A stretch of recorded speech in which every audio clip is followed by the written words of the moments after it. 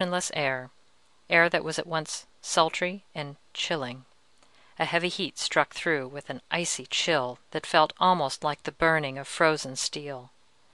Still carrying the helpless dog, Nils pressed on through the hills, and I followed close behind. At last, in front of us rose a slope of moor, touching the white stars. We climbed it wearily, reached the top, and found ourselves gazing down into a great, smooth valley, filled halfway to the brim with what? As far as the eye could see stretched a level plain of ashy white, faintly phosphorescent, a sea of velvet fog that lay like motionless water, or rather like a floor of alabaster, so dense did it appear, so seemingly capable of sustaining weight. If it were possible, I think that sea of dead white mist struck even greater terror into my soul than the heavy silence or the deadly cry, so ominous was it, so utterly unreal, so phantasmal, so impossible, as it lay there like a dead ocean under the steady stars. Yet through that mist we must go. There seemed no other way home, and shattered with abject fear, mad with the one desire to get back, we started down the slope to where the sea of milky mist ceased, sharp and distinct around the stems of the rough grass. I put one foot into the ghostly fog. A chill as of death struck through me, stopping my heart, and I threw myself backward on the slope. At that instant came again the shriek, close, close, right in our ears, in ourselves, and far out across that damnable sea I saw the cold fog lift like a waterspout and toss itself high in writhing convolutions toward the sky. The stars began to grow dim as thick vapor swept across them, and in the growing dark I saw a great watery moon lift itself slowly above the palpating sea, vast and vague in the gathering mist. This was enough. We turned and fled along the margin of the white sea that throbbed now with fitful motion below us, rising, slowly and steadily, driving us higher and higher up the side of the foothills. It was a race for life, that we knew. How we kept it up I cannot understand, but we did, and at last we saw the white sea fall behind us as we staggered up the end of the valley, and then down into a region that we knew, and so into the old path. The last thing I remember was hearing a strange voice, that of Nils, but horribly changed, stammer brokenly, "The dog is dead." And then the whole world turned around twice, slowly and resistlessly, and consciousness went out with a crash. It was some 3 weeks later, as I remember, that I woke in my own room and found my mother sitting beside the bed. I could not think very well at first, but as I slowly grew strong again, vague flashes of recollection began to come to me, and little by little the whole sequence of events of that awful night in the Dead Valley came back.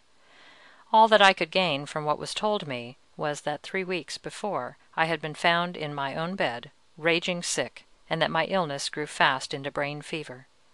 I tried to speak of the dread things that had happened to me, but I saw at once that no one looked on them save as the hauntings of a dying frenzy, and so I closed my mouth and kept my own counsel. I must see Nils, however, and so I asked for him. My mother told me that he also had been ill with a strange fever, but that he was now quite well again. Presently they brought him in, and when we were alone I began to speak to him of the night on the mountain.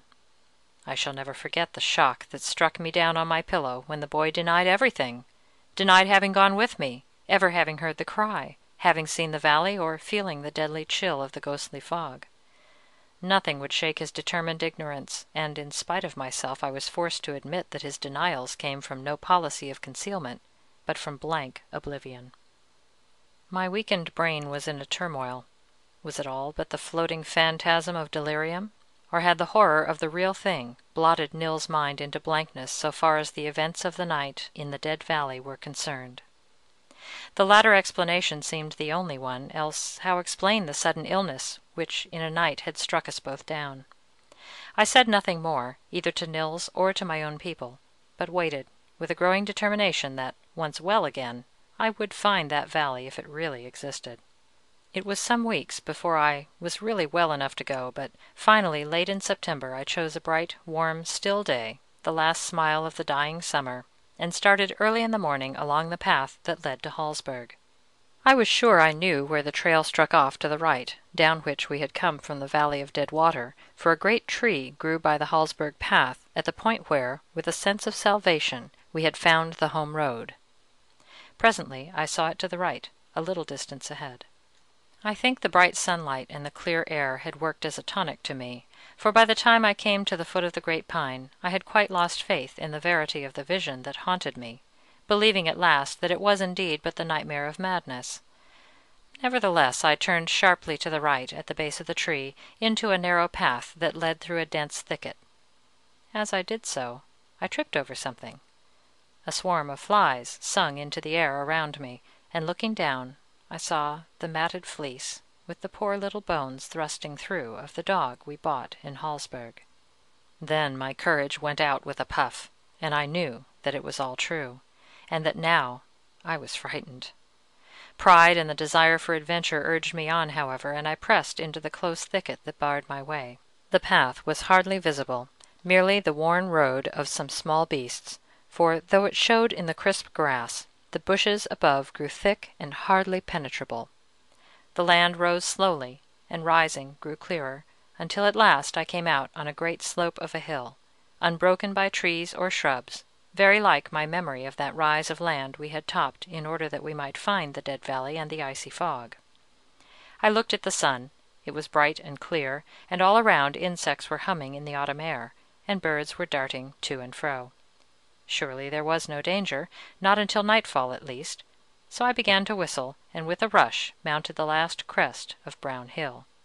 There lay the dead valley, a great oval basin, almost as smooth and regular as though made by man.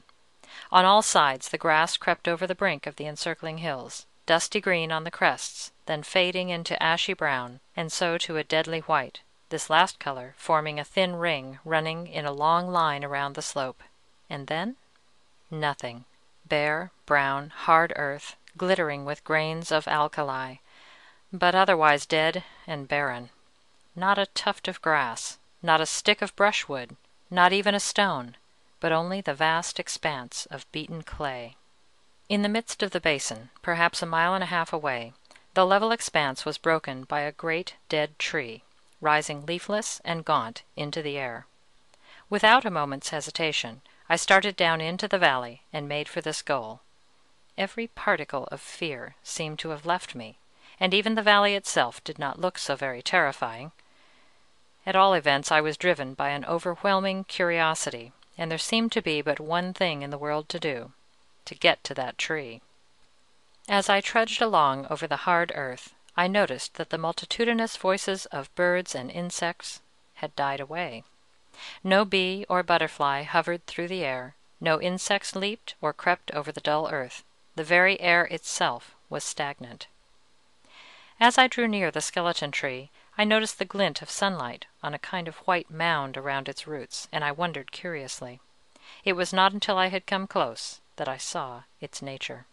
All around the roots and barkless trunk was heaped a wilderness of little bones, tiny skulls of rodents and of birds, thousands of them, rising about the dead tree and streaming off for several yards in all directions, until the dreadful pile ended in isolated skulls and scattered skeletons. Here and there a larger bone appeared, the thigh of a sheep, the hooves of a horse, and to one side, grinning slowly, a human skull. I stood quite still, staring with all my eyes, when suddenly the dense silence was broken by a faint, forlorn cry high over my head. I looked up and saw a great falcon turning and sailing downward just over the tree. In a moment more she fell motionless on the bleaching bones.